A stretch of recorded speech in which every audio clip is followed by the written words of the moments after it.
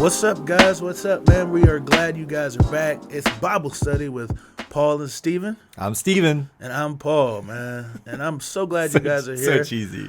Such a great Bro, cheesy beginning. Man, it's just how you, just feel awesome. It's just good. Yeah, laughter. Just glad to be here. Yeah, that's right. Yeah, glad to be here, brother. Yeah, brother Paul. Yeah, it's what do they say? It's laughter does good like a medicine, man. When you feel down, just get you one of them gut busting laughs, man. You'll feel a little better. Man, I just hang out with you all day. It just just lightens the heart. I do what I can. I try what I Enlivens the can, spirit. man. You know, I try and keep people young around me, man. You know what I'm saying? I try and do what I can. I can. It's good. But we're on Hosea chapter 2. We didn't finish chapter 2 last time, but we're gonna go through it today, man. We hope that you guys are understanding a little bit more about Scripture, how to understand it, how to read it, and knowing that hey, you can do it, man. Because that's what this is about. It's about just reading the Scripture and letting God speak to you. If man. I can do it, anybody can do it. I promise. That is so true, man. I didn't even make it into the 7th grade English class. Like I did not know the difference between like a verb and an adverb and an adjective and a noun. Like I just didn't do it. I'm telling you, you can do this. Yeah, you can, man. And we encourage you to. But we are on Hosea chapter 2, verse 16. And so we're going to go ahead and just dive right on into Scripture, man, because ain't nothing better than studying God's word, man. It soothes the soul. It's like honey, sweet honey to my lips.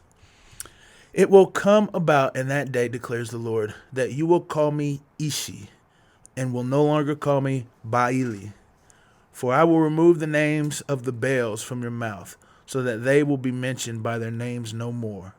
In that day, I will also make a covenant for them with the beasts of the field, the birds of the sky, and the creeping things of the ground, and I will abolish the bow, the sword, and war from the land, and will make them lie down in safety. I will betroth you to me forever. Yes, I will betroth you to me in righteousness and in justice and loving kindness and in compassion. Now, that's going to be a long, long thing that we could just dive deep in. So I'm going to stop right there and just talk a little bit about this, and then we'll jump down into that, because that's a big old thing. That's going to be a good chunk of it. Yeah, that's going to be some good stuff, man. Well, remember last time we talked about how God said that he's going to allure Israel again, that he's going to turn her back to him. He's going to... He will pursue her. That's right. He's going to move to woo her. Yeah, he's going to woo her, man. You know and what I love that he says, I will. He says, you will call me husband, no longer call me my Baal or whatever. But yeah, because of what I'm bringing to the table, this is how it's gonna be. It's like that kind of confidence in his game. Yeah. Hey man, hey, God got it, bro. Yeah, that's right. He got it, man. If he can't do it, no one can, man. I'm telling you the truth right there. But you're right, dude. He's just that great that I think about it as always thinking about it as like just the beauty of God is so amazing that when I look upon it, I can't turn away. Look and live. Yeah, look and live. That's right, man. That's right. And so he said that he's going to remove the names of the Baals from their mouth. So that taste, that sweetness of God, that means, dude, they will no longer even declare these other things that they have been turning to be anything to them no more. The little play on words is Ishi and Baal, husband and husband. He says the things that they've called husband, they will no longer call husband no more. The things they join themselves to, they'll no longer join themselves to them no more. They will join themselves to God. It says that they will not mention that name no more. And this is the thing right here. This is the beautiful thing. This is consummation, man. That's why I wanted to stop, because I just knew we were going to start talking about the new heavens, the new earth, the new life, the peace that we're going to have with God. And so I'm going to start back with that because, man, that's just good stuff, man. I think about that.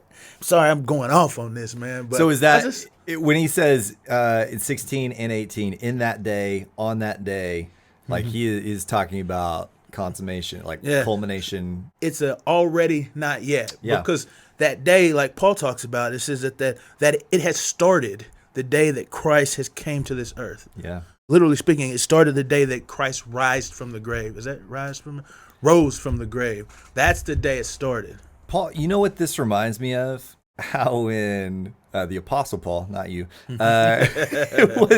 was just rattling off all his credentials, and he's like, Yeah, you know who I am, like all these things, Benjamin. but I consider them, just rubbish, like compared to knowing Christ my Lord, and it's like. That's the comparison that he's making here. He's like, you thought these were good to you. They're nothing. You will not even be able to remotely call them what you've been calling them because of who I am. That's right. I am more of a husband, a greater king to you than you ever have known. It's just like, God. Just lay it down, That is exactly the and thing, walk away man. from it. I think when Jesus says that I'm the living water, and once you taste of me, you'll thirst no more. Yeah. I don't think it's like he's saying you won't ever need water again. It's like, dude, whenever you know where the good water is, you don't go nowhere but to the good water, man. Which is such a good throw, John 4, with, a woman that is of ill repute. Yep. She's questionable character, that Jesus pursues her. I must go to Samaria. He goes to the well. He seeks her out. That's right. He does. in the midst of hot, just all the stuff that's going on there, and he calls her out. He offers her that living water. Yeah, he like does. What a great parallel to Hosea's message. What's going on with Hosea and Gomer? For sure. Is this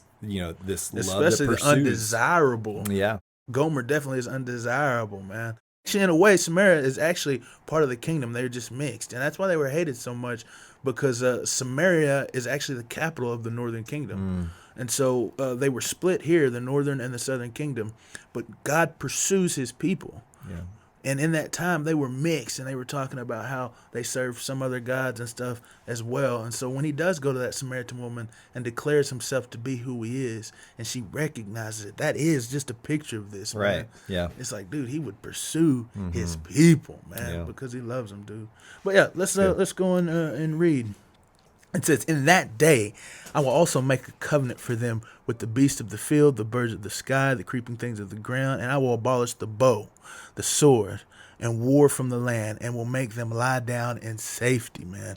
I think that's a big thing right there. That's consummation right there, man. It's a throwback to what he's already said, where he says that, it's not the bow, the sword, or war, or the horses, the cavalry that are going to save you. Yeah. I'm going to deliver you. Yeah. It's me. It's the Lord God who will deliver you, man. So that was in chapter 1, I think. Yep. And he says, I will betroth you to me forever. Yes, I will betroth you to me in righteousness and in justice and loving kindness and in compassion. And I will betroth you to me in faithfulness. Then you will know the Lord.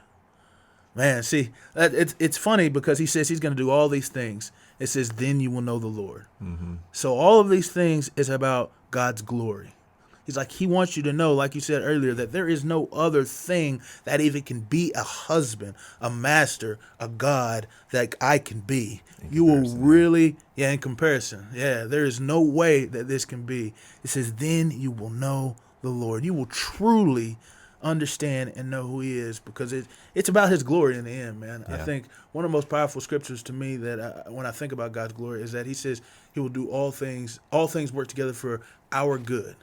Man, that's a beautiful thing, but it's for his glory. Yeah. When he turns something like this marriage, he turns this horrible infidelity, this harlotry, but he will do it where we will recognize, because this is the good thing. It's his glory, but the good thing is that we actually see God for who he is.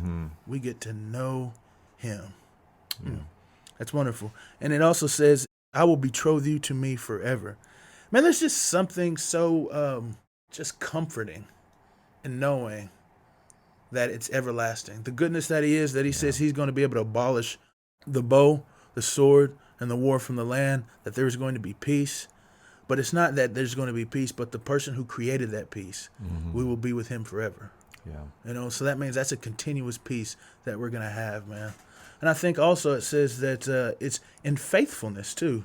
So it's not only that we're going to be with him forever, it will not be like it was before, where there's this evil going around, this harlotry, this stuff.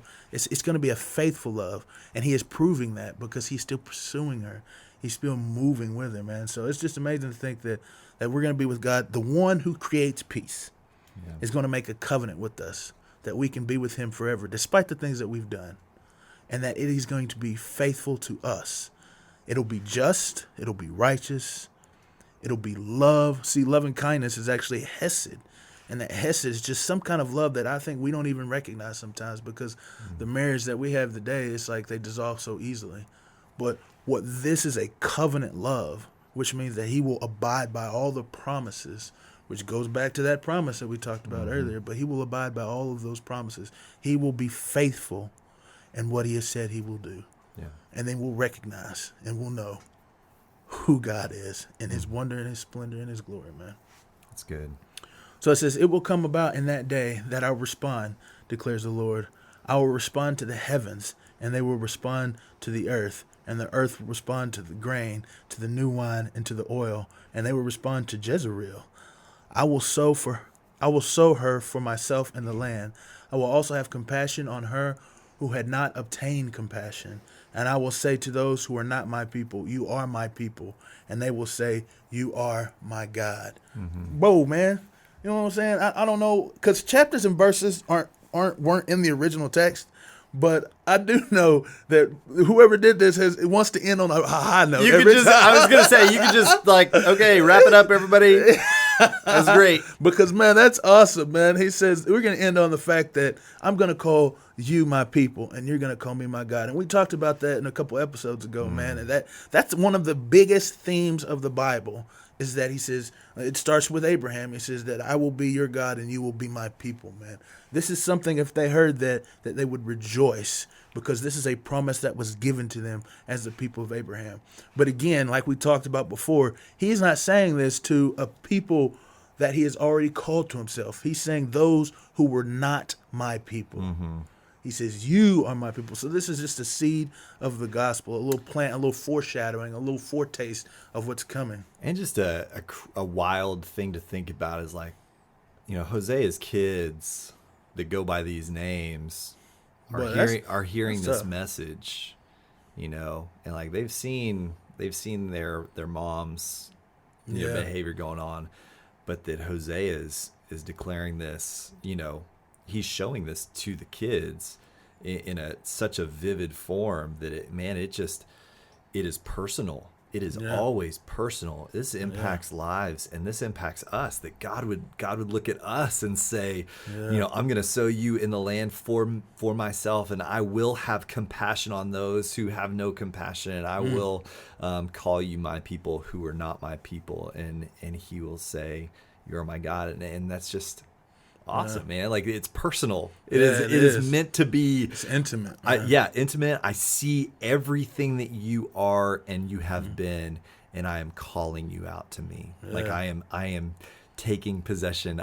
You are mine, and I am yours. It's that marriage language that we are called to. Adoption language. Yeah, man. Adoption language. Yeah, absolutely. Right here with the kids, for sure. That's what I say. That's what I was thinking about when you said that. It's like, just think that these kids, that they know that dude is not their father. Yeah. And he's like, but dude, you will be my children, man. It doesn't matter that you come from sin and evil and just abuse. It's like, but I will love you no matter what. There's that restoration. That they are part that of a Satan community. and darkness does not have the final word here. That's right. It does. Yeah. It's great. Yeah, it is, man. I didn't think about that in that fact, but you're right. It brings a more intimate idea to this, a personal.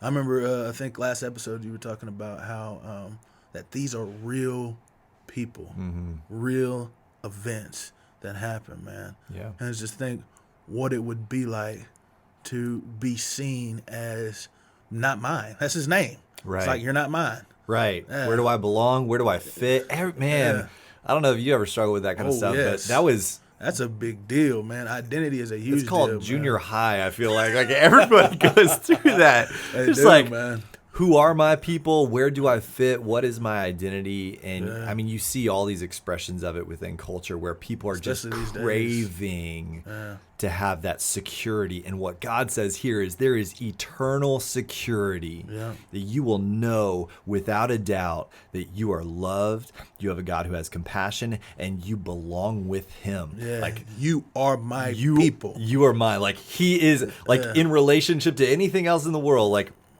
stuff Above shakes, all stuff goes, else. and God's like, nope, with me, this lasts forever. That's this right. is your true identity. This right. is where you really do belong for all time. I've got the goosebumps again. So It's goosebump worthy, man. You know the word of God is moving through here right now, man. Oh, man. Because he said, that's what he said, man. He will be faithful to us, man.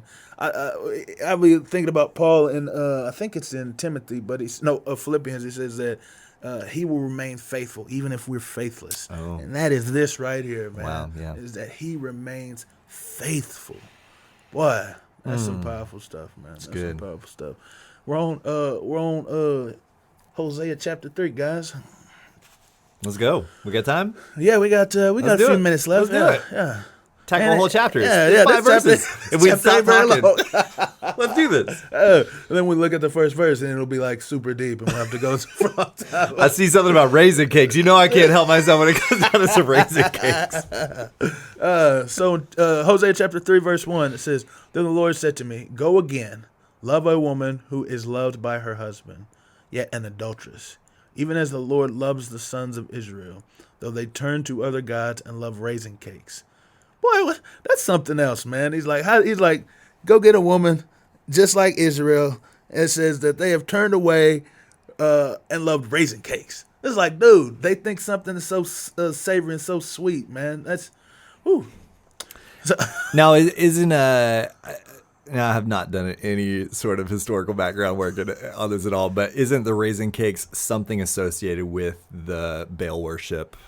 man, I'm actually not sure. I believe it is. Give me like a half a second, but I think I do remember hearing that. Give me some raisin cake. Yeah, Raisin cake commentary. Because that is kind of odd to say that he would say that, but I think it's so messed up to think though that God is calling this brother to do something that is wild. Yeah, look, he said, go love a woman who is loved by her husband, yet an adulteress. It's like he's calling her to go back. They're not necessarily sure this is Gomer again, but it wouldn't be lost on me if it was. Is that if he goes back to Gomer after all the things that she's done? So it has been my understanding that this is him, like, in the midst of, like, Gomer is not back in his household yet. Yeah. So he's been making these proclamations about the Lord and Israel, like, throughout chapter 2. And so he's still, his marriage is still very much unrestored, irreconciled. Unreconciled, maybe is the more correct word. And so this is where it's kind of picking back up with that imagery with Hosea and Gomer. And so he's called to, so my translation has, go again, show love to a woman who is loved by another man and is an adulteress. So that kind of brings more clarity, but it's a little ambiguous, I would say at best. Yeah. I looked that up, though, the raisin cakes, they said that was just an understanding of indulgence. Just some delicious bread. Yeah, that they would some rather raisins. Yeah, they would rather. Yeah, because I guess it was good. They said it was made from crushed grapes or something Poor, like that. Yeah. like sad, like biblical times people. They don't like have some chocolate to go to. Some like some dark. That does make me think. I wonder if they did have chocolate back then. Is that like processed? Cocoa beans? I don't know, man. Just crushing a bunch of cocoa beans up on top of some grapes. You know what I'm saying? I mean, they got some pomegranates. Pomegranates at least are a little bit better than raisins. But yeah, but that's there's no way we're getting through chapter 3. Let's go. It's too good. But yeah, they were saying, it's decadent. It's something that's like just indulge. It's like pleasure. And so they're, instead of seeking after the Lord, they're going after pleasure things. Yeah, gotcha. Things of pleasure. Gotcha. It says, I bought her for myself for 15 shekels of silver and a homer and a half of barley. Hold on a second, man. Hold on a second. So Hosea marries this woman. Okay. Yeah. She leaves. She's and giving herself harlotry. away, yeah. And then because God has called her to a covenant love, which means he's committed and faithful, he doesn't go and just drag his wife home. He goes and he buys his wife. Yeah. What in the world, man? Yeah. I mean, that is some kind of devotion that Hosea is showing. Yeah. It's humility, like it's how humiliating, how humbling that is. It is, yeah. To walk up and do that. Like in the midst of all these guys and all that, just And just looking at that, everybody's looking at him like, how could you do such a thing? You know. And when I'm thinking about that in my context is what I'm saying. I'm thinking, wow, this brother must really love this woman. But really, what I'll be thinking is like, dude, this brother's dumb. Like, why would he go to buy somebody back that he knows is just gonna go just right back to the same thing? yeah, You know. And like we've established earlier that this is a picture of God. yeah. How great Yeah, His how love that great. God has lavished upon us, that we should be called His children. You know, like that's wild. It's that, like, every time we sing about or think about the love of God, like this is the picture. Like this just what? It's beyond understanding. Really, Yeah. it's like this is Like- it's that emoji with the top of your head got a mushroom cloud. Just man. Yeah. Because it's like, wow, the love of God that He would show this type of love, man, and it would not frighten Him or cause Him shame to do it. You know, Yeah. Because like I was saying, in my earthly thinking, I'd be like, this brother's dumb. But God doesn't care what I think. Ooh, He says, I'm going after my bride, yes. and I will redeem them. You know, and the ultimate. It's true, price man. of Like that, you think about love, like how you loved your wife, and you love your wife. Yeah, she's still alive, talked about brother. that. We talked about that last week. You love your wife, Hey, So- and look at my other podcast to find more like- tips on how to get your wife but right. that's right. That's side note. Man, when you love someone, you don't really give a rip about what any onlooker is Yeah. thinking or doing. Sure. You are in pursuit. You Yeah. are focused. Yeah. And just to that's a realize true word. that God has His eyes locked in on us, Man, yeah. is he pretty focused on powerful. us. He's focused. That is, man. And that goes both ways, though. When you said that, it just reminded me of saying, like, in our pursuit of God, as we seek to do all He's commanded to us, we like feel sometimes. Paul says, "I am not ashamed of the gospel." You know why? It says because his eyes are fixed and focused on Jesus. And our eyes should be fixed and focused. I know I turned this around, man, but I think it's important for us to think about that. We should have our eyes fixed and focused on Jesus. And then we won't be worried about all of the things that this world is saying, trying to persecute and demean us, man. Because I know it seems like it feels that way in America these days, is that they hate on Christians, man, you know. But I think it's incumbent upon us to be able to focus just wholeheartedly on Christ and His love for us, man. Because just like you said, God has done that for us, man. Yeah. That he wouldn't sly away, He wouldn't shrink away to be able to give His only Son for our death, or for our life. You know that His Son. Matter of fact, that humility that you're talking about is what Jesus showed in Philippians chapter 2, that He humbled Himself even to the point of the cross to demonstrate His love for us. Man, dude, just thinking about those, man, you're right. We may not make it through it, man. We got this 3 verses. Let's do it. Let's do it. Here we go. Man, this is the first two verses. It's so powerful. Yeah. He said, "Then I said to her, you shall stay with me for many days. You shall not play the harlot, nor shall you have a man. So I will also be towards you. For the sons of Israel will remain for many days without king or prince, without sacrifice or sacred pillar, and without ephod or household idols. Afterward, the sons of Israel will return and seek the Lord their God and David their king, and they will come trembling to the Lord and to His goodness in the last days." So one thing that just really jumped out at me is obviously the fact that said, Lord their God and David their king. Yeah. So this is when we were talking about earlier about the So in the promise, timeline, this is about 1,000 years after David's David. already gone, man. Right. Yeah. David's been like he's been kicking. Yeah, he been pushing daisies for a while, a little man. bit.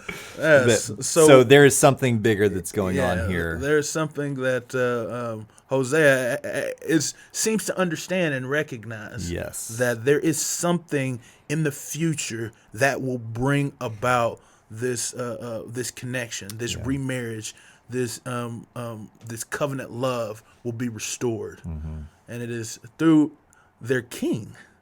And that's obvious foreshadowing because David is gone, man. Yeah. through the line of David, Davidic covenant. If you think about all that's gone on in the kingship of David, like what has been prophesied. That's right. There will be a person that will be there. Yeah. That will be sitting on the throne. Prophet, priest, king. Yeah. Who is Jesus? If you don't know that yet, just hey, ask about him, man. Gave you a little clue. But yeah, there's something. Man, just something powerful. real simple here that stuck out to me was, "You will be with me," and I loved that. It's where you are to live with me many days.